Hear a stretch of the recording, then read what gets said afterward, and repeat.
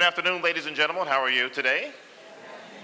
Very glad to be here. Of course, we're here for the Women with We Love, that we all love, stories from breast cancer caregivers. Of course, we're going to learn the importance today of men involved in this process. We sometimes forget about the men involved and the support and the comfort that they give. So it's important that we hear those stories today, and we will do that later. For right now, though, again, my name is Tony Thornton. I am a radio and traffic anchor for Radio 1 Baltimore here. So if you've heard me in the morning, thank you very much. I need all the support I can get. I appreciate that. But I'm so glad to be here. Certainly, I think that it's important that we take this time to support our men as well as our ladies that are here today. So right now, I would like to bring up the Honorable Mayor Rawlings-Blake for a special presentation. Madam Mayor. Thank you. So thank you very much, Tony. I guess I got to get used to your voice. I'm going to be needing some traffic help in a few months. So good afternoon, everyone. It's a pleasure for me to be here with all of you. I want to thank our comptroller, Joan Pratt, for being here. This event is one that I hold near and dear to my heart because my family and close inner circle of friends has been deeply impacted by breast cancer. As women, we are faced with managing many roles in our life. We're mothers, we're sisters, we're wives, we're friends, and so many more things to the people around us. However, when we're faced with challenges, sometimes it's hard for us to ask for the help that we need, and it's difficult to allow others to see us at our most vulnerable. Although you may feel alone, remember that we live in one of the best cities in the country when it comes to medical care and support. There are so many groups and individuals who are available to offer you a supportive network of resources. So I want to thank the Ladies Living and Loving Life Breast Cancer Support Circle, and the journey continues. As Tony mentioned, we're here to talk about and to shine a light on how breast cancer impacts all of our community, but also to shine a light on the men in our community who support women living with breast cancer. And as I've said many, many years, my life has been impacted by breast cancer in many ways. My mother is a breast cancer survivor. I have best friends who have been diagnosed and are breast cancer survivors, employees that are breast cancer survivors, and each one has had a very different journey. And as we're talking about as Tony mentioned, we're talking about the men in our community and how they're impacted as well. I remember when my mom was diagnosed with breast cancer and how it impacted particularly my dad. My father, who passed away about almost 13 years ago, he was a very strong head of the family. People say that I'm not very emotionally demonstrative. I get it genetically from him. He was not very emotional. And I remember my mom saying that she remembers him sitting by himself crying at the kitchen table. And, I would have never seen it. She said that she came in the kitchen and he just said how he wished it could have happened to him instead of her. And that's the burden that so many of the men in our lives take on, that they want to heal, to help, to take the pain away. So for those men in our lives who offer that support, I want to say thank you. And I want to recognize someone for their fortitude and the support that they've given in the fight against breast cancer. And I'd like to call up Dr. Donald F. Wallace to the podium, please.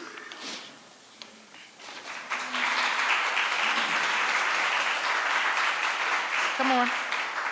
Come on around. So I have a certificate of recognition on behalf of the citizens of Baltimore. I am very pleased to present this certificate to Donald F. Wallace, PhD, in recognition of your outstanding contributions as our guest speaker this afternoon for our 2016 Breast Cancer Awareness Month for the Women We Love, Stories of Breast Cancer Caregivers. Thank you for sharing your experience as a caregiver who lost 2 wives to breast cancer. On behalf of the citizens of Baltimore, I commend you for your dedicated advocacy to breast cancer awareness. Thank you so much, sir. Thank you.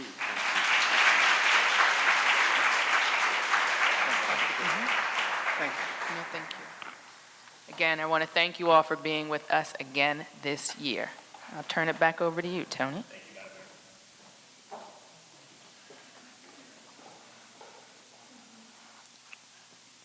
Okay, for now, I'd like to bring up the medical director of the Bureau of School Health here in Baltimore City for the Health Department, the distinguished Dr. Ihuma Imanuba.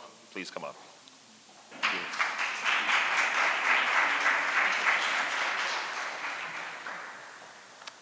Good afternoon, and thank you very much all for being here. I would like to thank Mayor Rawlings-Blake for honoring this event and making it a priority in Baltimore.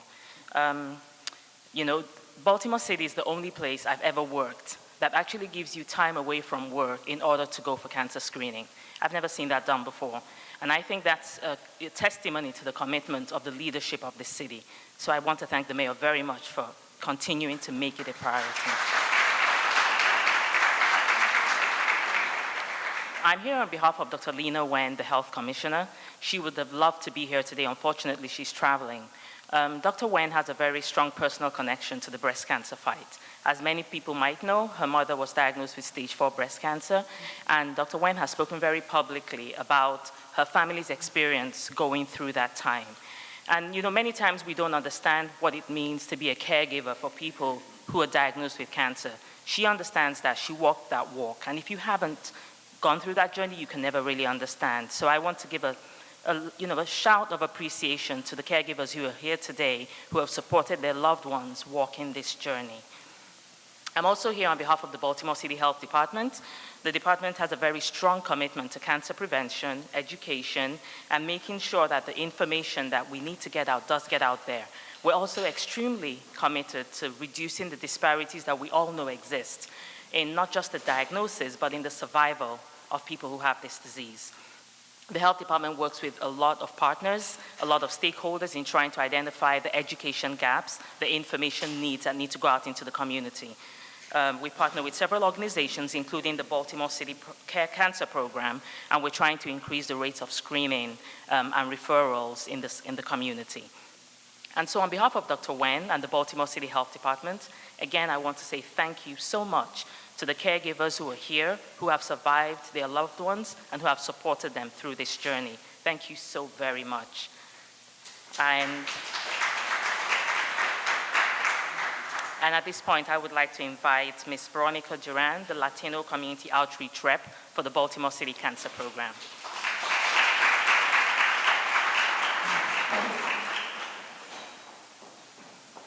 Good afternoon, ladies and gentlemen. My name is Veronica Duran. I am the Latino Community Health Representative for the Baltimore City Cancer Program of the University of Maryland Marlene and Stewart Greenbaum Comprehensive Cancer Center. The Baltimore City program is funded by the Maryland Cigarette Restitution Fund and Susan G. Komen. We offer no cost to you mammograms, breast exams, pap tests, colonoscopy exams, and navigate service to the eligible Baltimore City residents. Since 2001, we have screened over 31,000 Baltimore City residents. Early detection saves lives, and the better the outcome can be. We have a very strong presence in the Latino community in Baltimore City.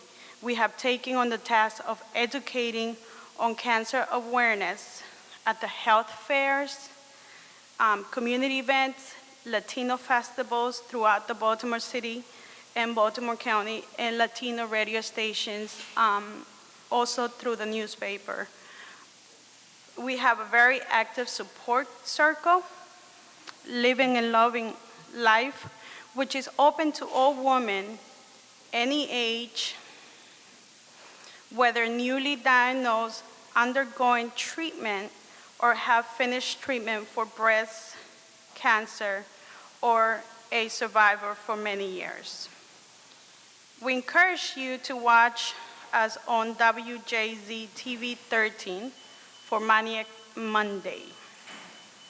This Monday for our annual Maniac Monday performance, which with the ladies of Baltimore City Cancer Program, the breast center staff, breast radiology staff, and friends who love us so much that they will meet us in Fells Point at 5:45.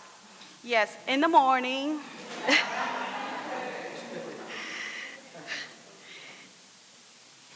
We also are here if you need a speaker or would like additional information about our program or support circle. You can always reach us at 410-328-HOPE and pick up information on our pink table in the rear back. Thank you so much for this opportunity. I'd like to introduce you today to our esteemed speaker. His bio certainly is extensive, but certainly it's simple to the point where you can really drill down what he has done in his life and for his family. So I'm going to introduce him now.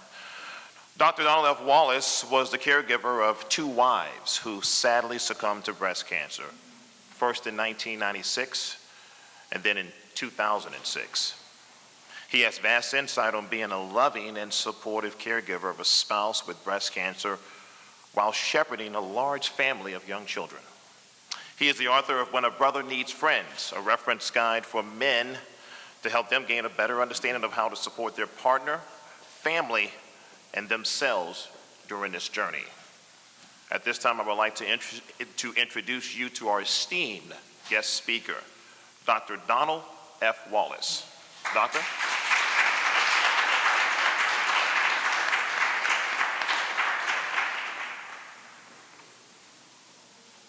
Thank you very much, Tony. Good afternoon, everyone. Let me get situated here. I'm used to being out in the streets, so yeah, that'll work. Thank you. First off, thank everyone for coming out today, and also thank you for that award. Totally unexpected. I appreciate all those who had a hand in giving it to me, and once again, this thank you. I'm not a medical doctor. I have a PhD in counseling. Basically, I had to go back to school. My background is in business. In fact, I'm a Wharton man. Trump left the year I came. Okay, he graduated in 68. I got there in 68. So we have that connection. Hopefully that's the only connection that we have. Okay. But I got married. Everything was going great, fantastic. The birth of my fourth child, third son, and basically I'm Donald the first. My oldest male son is Donald the second, and I'm just making an announcement. There's now a Donald the third on the planet. So we're going. And as of the 14th of September, my second grandson. So I now have two granddaughters and two grandsons. I'm very proud of that. Okay, very proud. And bear with me, okay?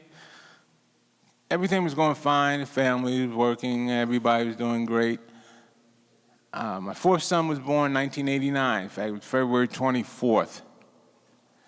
And the routine examination that my wife took, the doctor said, well, we'll just test for everything, just make sure everything is fine, et cetera. Approximately about a month or so after Diop, that's my youngest son, after he was born, and they discovered a lump in her breast. That journey, it was in '89, that journey took 7 years, and we went through a lot of different drama in 7 years. Can't imagine. I had 4 dependent children.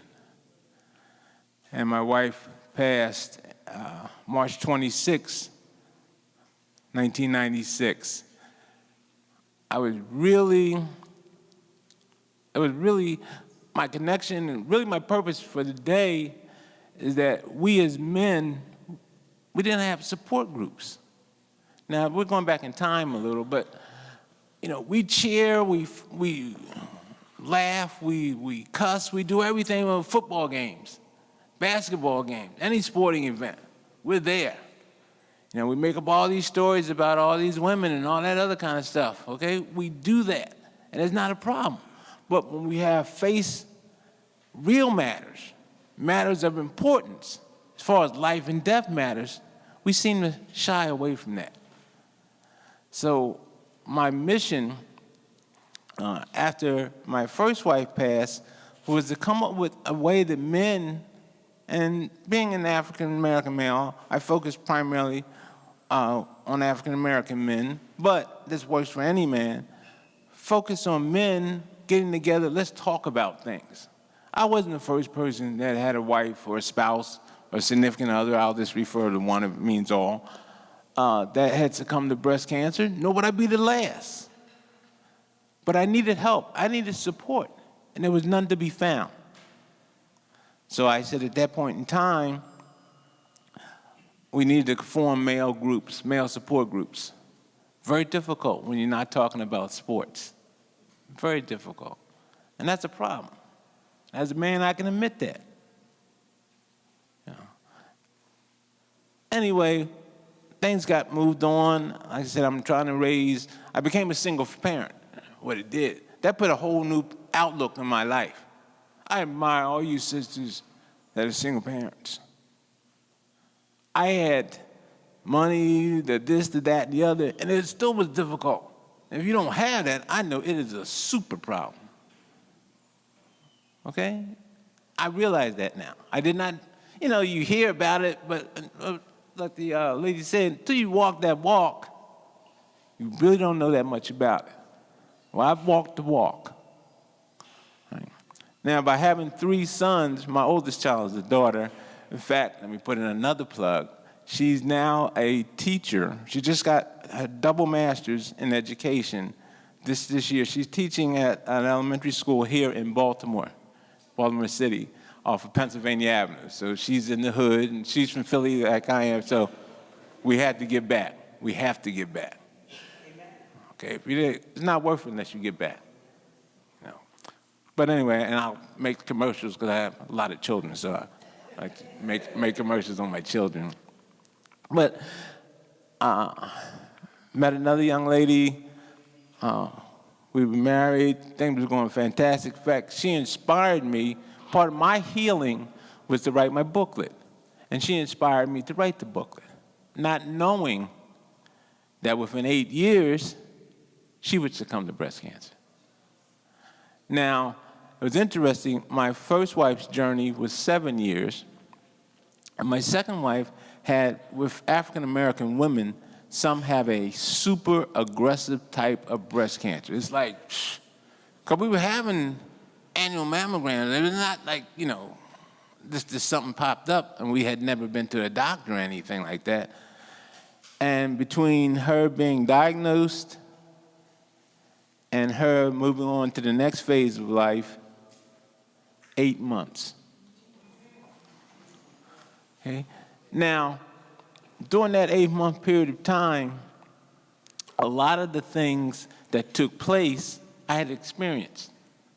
So, as far as the much as you can say about being prepared, I had tried to prepare myself. But you never prepare yourself, okay? So don't fool yourself, because you never prepared. But certain things that happened, I had anticipated they were next or they were coming, because I had been down that trail. So it was this a journey. Once again, I became a single parent. But my children were older now, but I still became a single parent. And it's a total different, life is different. But they instill, both my wives, they instilled me to move on and to continue to move on. Like I remember one time I was, and they talked about, it was ironic, someone mentioned about a man, the mayor mentioned about a father went into a room to cry. Well, I did the same thing. And my youngest son came to me and he said, Dad, Mom's an ancestor. Well, that's the way he's raised. We're raised from an African perspective. So I really didn't have time for the self-pity because I had to raise my children. And they have to have a positive image so that they can be positive. And I think, hopefully, that we're able to do that. My youngest son also speaks with me at different events because sometimes younger people will listen to a younger person a little bit easier than listening to an old person. I understand that. I'm with that, okay? I don't have a problem with that. But he's now 27. All my children graduated from college. I mean, you know, we went through a lot, and they still had to remember. Now, one thing I want for caregivers, and I thank everyone in here who's a caregiver, you're wonderful people. You've gone through a lot. But if one thing I want to emphasize, you also must learn to take care of self. You have to take care of yourself. Because you can't help anybody else if you don't help yourself. Right? Be it through your diet, be it through exercise.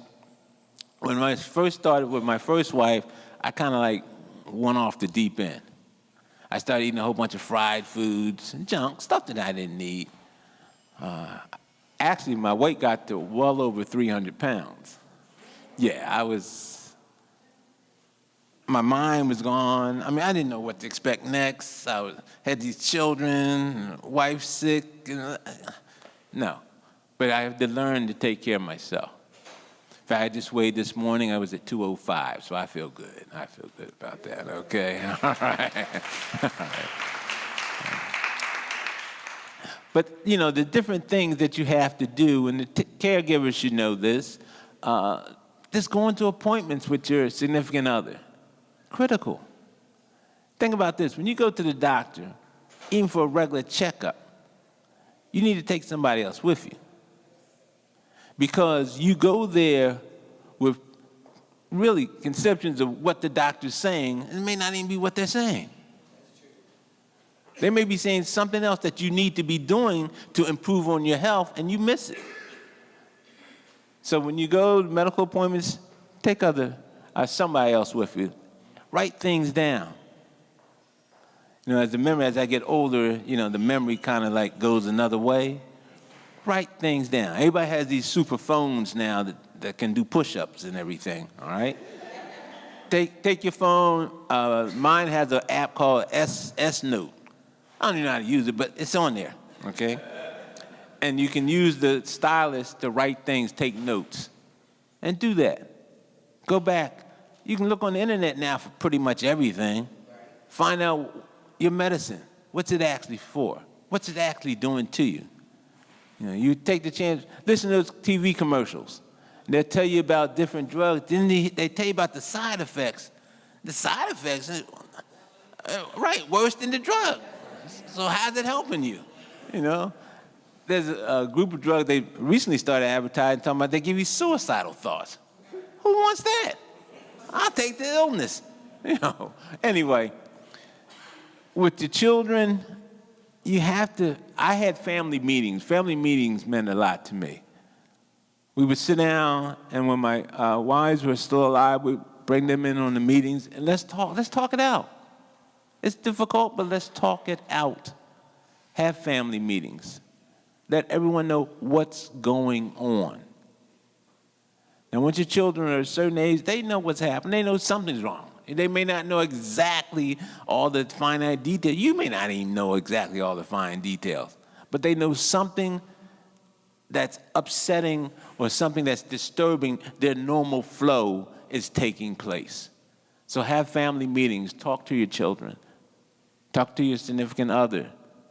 And be honest. Be open. Now, today, there's so many more new medical advancements and different medications and whatever that can stop, like they talk about early detection.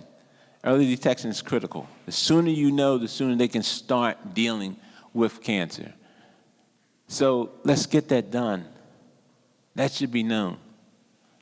Okay? Annually, if you wait till October, your mammogram, you should have one. For men, the men get breast cancer too now, don't forget. Don't rule out the men on this. Richard Roundtree, in my generation, Shaft, okay, had breast cancer. Okay? Let's do the testing. I went to a medical appointment yesterday and told the doctor, check off on my lab work for my PSA test. Okay? I had my colonoscopy about 3 months ago. I'm good for another 10 years. Yay. Okay? All right. So, well, I don't eat any red meat, so that probably has a lot to do with it, okay? Your diet is critical, right? But, you know, when we get back to stories of dealing with caregivers, you're number one, no question. And I want you to always look out, take care of yourself. Do all the readings that you can. Use the internet. You know, 80% of it might be true, but that 20 that's crazy, forget that. But that 80% that might be true, find out. And always research. Information is there. You have to just research it. Right? Talk to your family members. Exercise. Share the good times. Plenty of good times. Remember the good times. I want you to focus on the positive. Because this is not your doing. A person is not getting cancer. They don't wake up in the morning and say, well, today let me go get cancer because, you know, that's not what's happening. Okay? So it's for a reason beyond you. Now, I'm not a religious person, but I'm a very spiritual person. I see a distinct difference. Your spirituality gets you that oneness and that closeness to your Creator. Whoever you believe in, that's on you. All right? That helps you get through this whole process. All right? So you need to focus in on that and tie into it, and then let's move it to the next phase. All right? So, like, the journey continues. And will always continue. I consider myself a breast cancer survivor because of everything that I've gone through as a caregiver and raising 4 children. So it's a journey that I had not anticipated. I did not sign up for it. I did not say, hey, this is what I wanted to do, but I had to do it because that's what life, the Creator, put in front of me to deal with. And so you have to deal with it.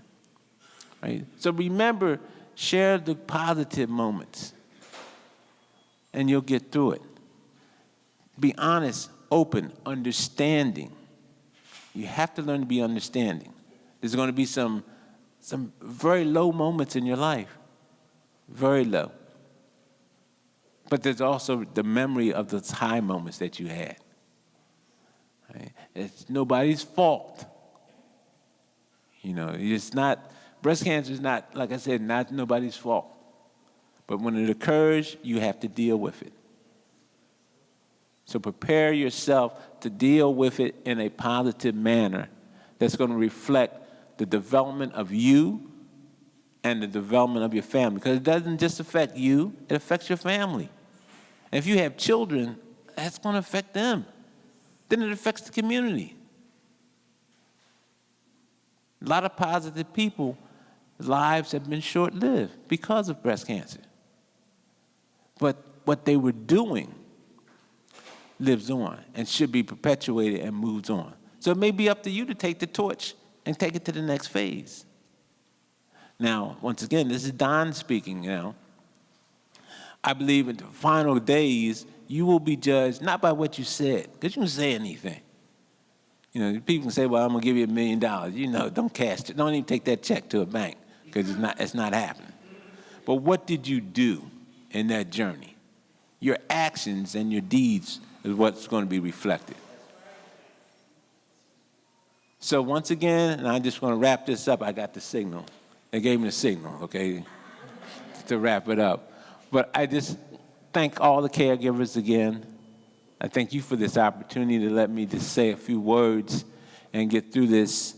Every time you never forget. You're not supposed to.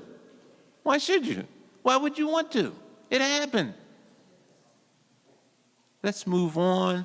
There's still so many things that you have to do.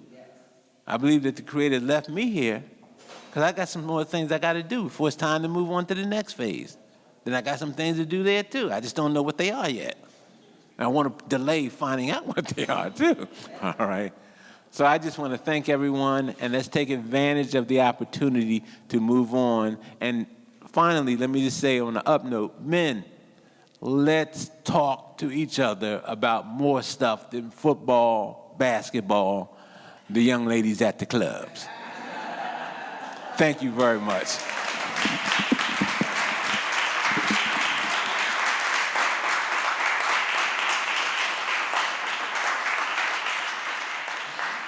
Dr. Wallace, thank you very much. Certainly very insightful in terms of his life and what he's been through. I want to open it up for some questions and for the doctor. Certainly, I think he has certainly so much that he can share with us, even more.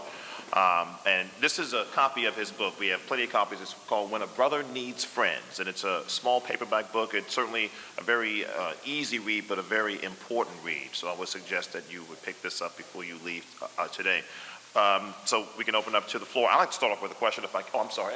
Go ahead. I was going to. Oh, you're fine. Yeah. Okay.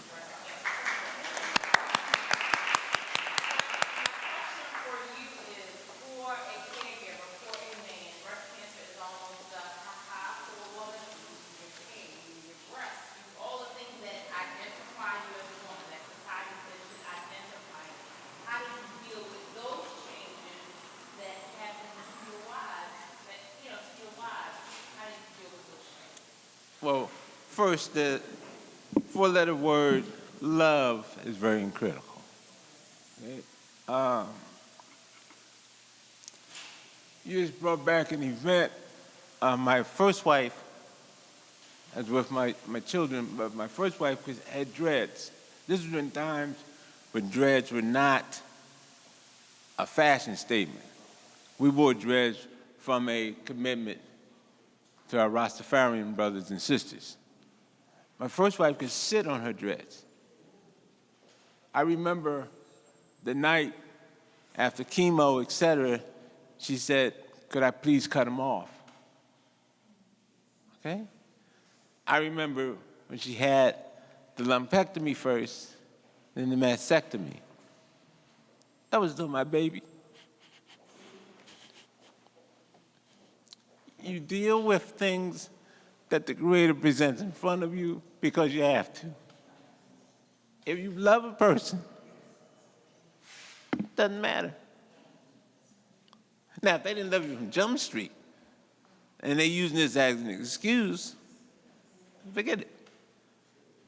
Okay? So basically, that has a lot to do with who you selected, who you picked as your partner.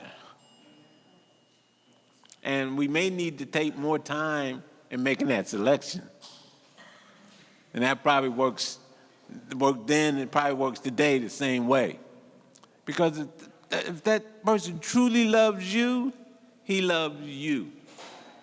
You know, the song I just heard last week, I hadn't heard in years. Anyway, the guy said, I'll still love you if you gain some pound weight. It's an old song. All right. What is it? Okay, that's solid. Okay. Well, that aging, right. But that's real. If the person loves you, they love you. You. Now, they're going to work with you to try to hopefully you do better if you lose weight. Maybe you might need to not eat some carrot cake or something like that, but they love you, they'll still be with you. Okay? All right. And let me just put in a commercial. When I wrote my booklet, I was going to write a novel. You know, everybody's going to write a novel, right? I started writing a novel. I said, now, who's going to read this? I'm not. So how can I expect anyone else to read it? So then my second wife was both my wives were educators. My second wife said, don't do that, just do something that, and remember, once again, I was doing something that men could read real quick. We ain't reading no long books, let's skip that, okay? We'll read a magazine or something, but we ain't reading no long books, okay? Therefore, I made my favorite number is 3, but one of my power numbers, being a numerologist, is 13. So I've made 13 critical points. That 13 is the bad number. Who told you that? You know, we listen to the wrong people a lot of times. But anyway, so that's why I wanted something right to the point. Bang, bang, bang, bang. Something you can read while you're in the restroom and be finished and done with it. Okay, sorry. Any other questions? I just want to thank you because I was 6 years breast cancer survivor. Oh, okay. Congratulations on that. Yes. Say that everything that you just said as far as being a caretaker, I've been married for 24 years, and my husband has been with me through 2 different types of cancer. But we're talking about breast cancer right now, and all the things that you said he would say to me, you know, he still loved me, I was still beautiful, and thank you as well for asking the question, because we think these things. Are we still attractive? You know, I had a lumpectomy with breast cancer, but with the second cancer, it was just totally different. But my question to my husband would be, do you still love me with no hair? Do you still love me with a lumpectomy? Do you still love me with the ileostomy? Do you still love me with the chemo pump? So these are the things that I would ask him on a daily, and he would just continue to reaffirm me that he still loved me because of me. Because and of you. as you stated before, when they walk away or if they treat you any different, it was just an excuse to get out of it. Exactly. But Exactly. again, hearing it from you just to reassure me that everything my husband used to tell me or still tells me is true. But it felt good to me to hear it from you, someone that doesn't even know me or know what we be thinking or what we could possibly be going through Yeah, well, as a survivor. your husband loves you. Yes, he did. Okay? And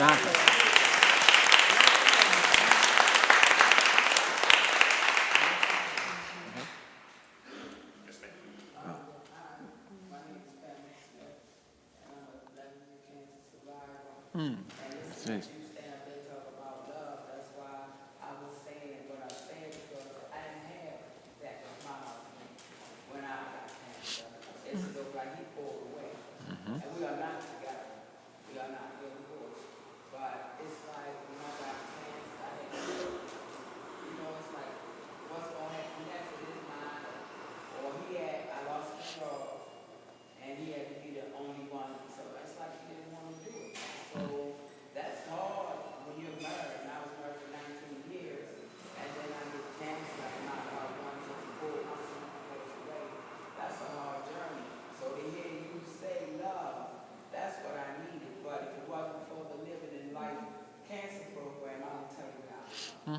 Well, thanks. But see, you now have another support group. You know, the Creator will put things in your place to take the place of things that you no longer have or needed. Okay?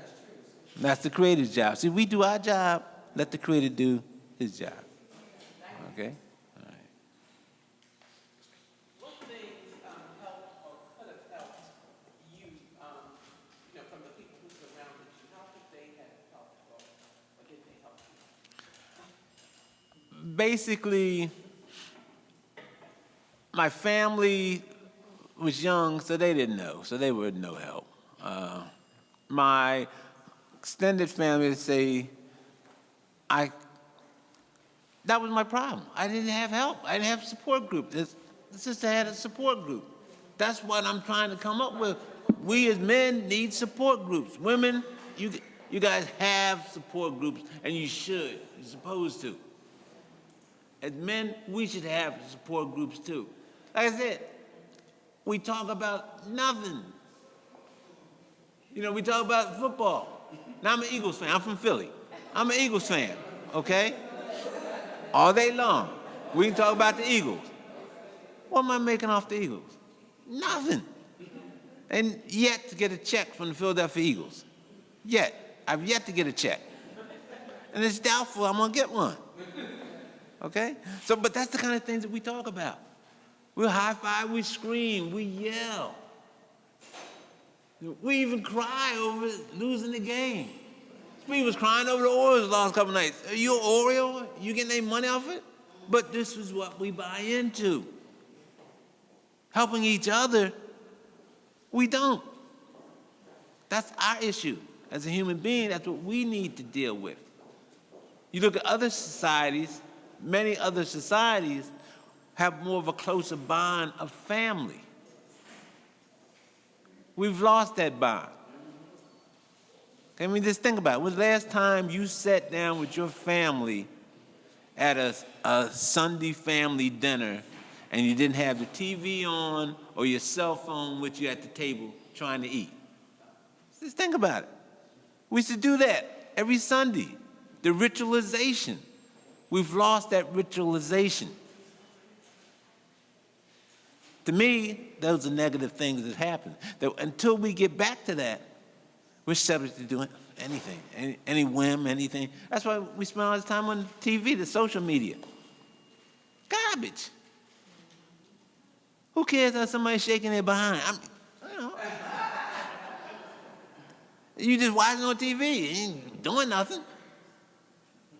But these are what things that we focus on that I think are irrelevant or not as important. Let me just say this, they're not as important as some other things, life and death things. Life and death things mean something to me. Okay. Yes, ma'am.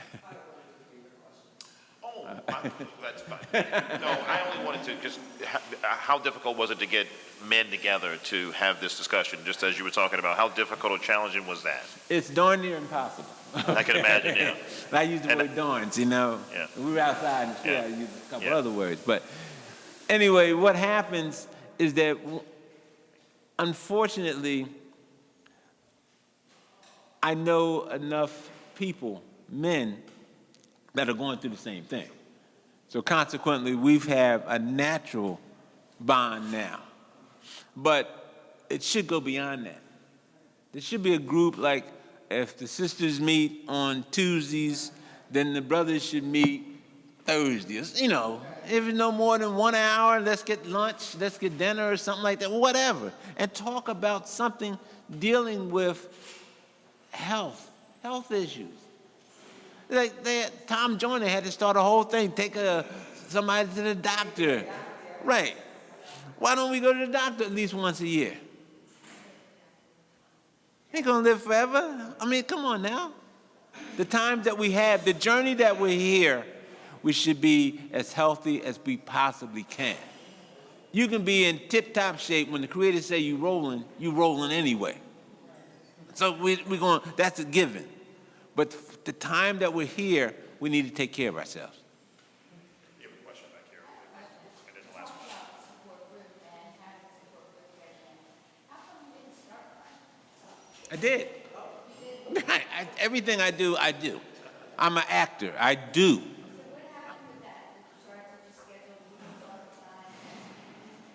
No, like I said, I still have a pocket of people that we meet and we discuss. And now my children are older, so we meet and discuss because they went through it.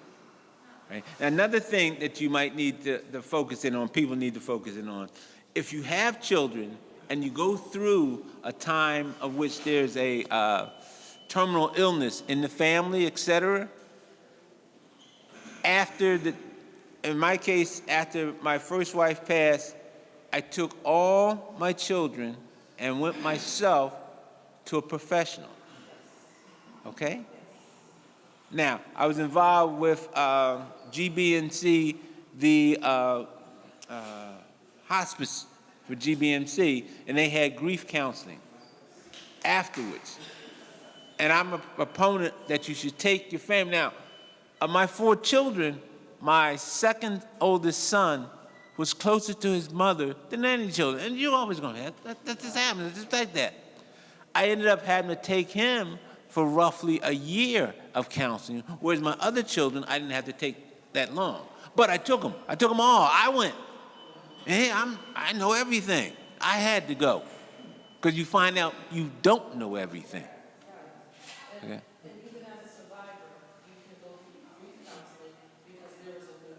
Right. Exactly. Exactly. And in order to do that, you have to go through the stages of grief. Right. So grief counseling is good whether it's actually impacting you directly or indirectly. Yes. Yes. I agree.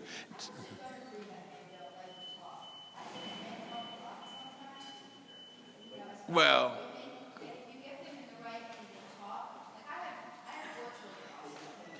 you have what? Four children also, and they lost their father to cancer also.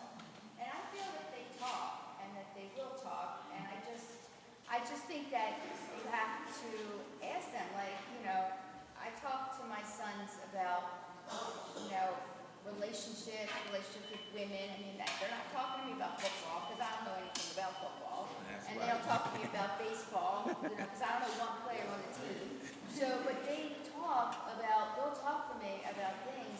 So, I mean, I get that men don't always, are more like protective of their feelings, but I do believe that they talk. So well, what happens, now I'm talking as a man, so you talk from a woman's totally different perspective, okay? And don't lose sight of that, all right?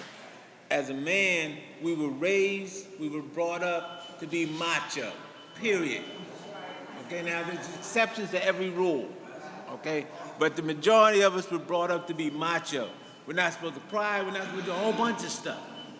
That's now it's changing a little. You go in these locker rooms when the team loses and they're crying, they're doing a whole bunch of stuff. It's changing. But generally, like I said, when you talk about your significant other, spouse, whatever, having a terminal disease, men are reluctant to say anything about that to other men, period. Now, physicians will even tell you that it's even sometimes difficult for a man to be talking about a health, even to a physician who's there to help him in that same situation. So yes, I'm sorry.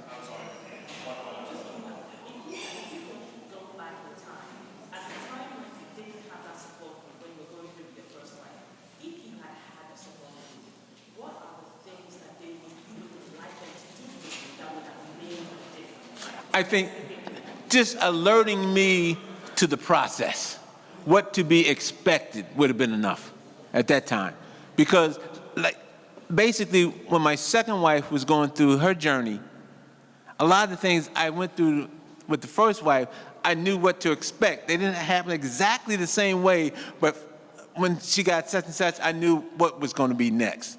So if I talk to you because you've been there, you lived it, you've been through it, and you tell me what to be expected next, that would have helped me. You still got to go through it, and it's still painful, the suffering, the pain, but at least I would know what was expected. Okay? Thank you very much, Don. All right. We appreciate it. Thank you. Thank you. Thank you. And again, you can get a copy of his book, When a Brother Needs Friends, which again looks like it's good reading and certainly very simple for us to go through. A couple of last remarks today. We have a couple of events coming up. Making Strides Against Breast Cancer on the 16th of this month. That's going to be at Stadium Place at 9 a.m. And then NFL Crucial Catch Day on the 25th of October. That's going to be at the Family Health Centers of Baltimore at 631 Cherry Hill Road.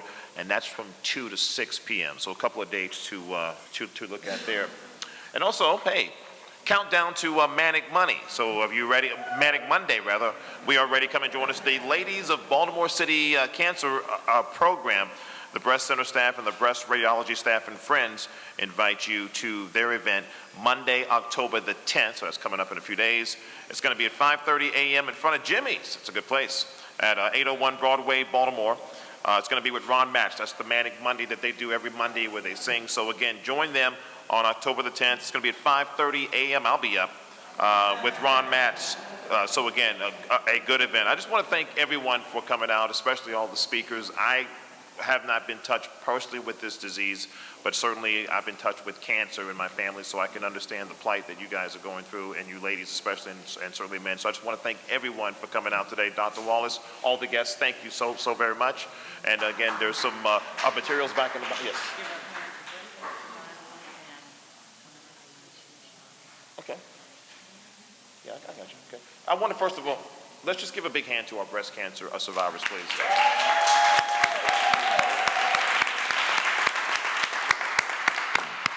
And we also want to recognize Shay Sharp. She's an advocate for young women fighting every single day. So thank you. Thank you, Shay. With that, we can go ahead and, one more.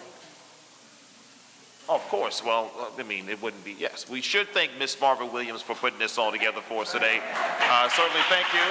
Thank you, Marva. And we appreciate everyone to come out, and I think that's it.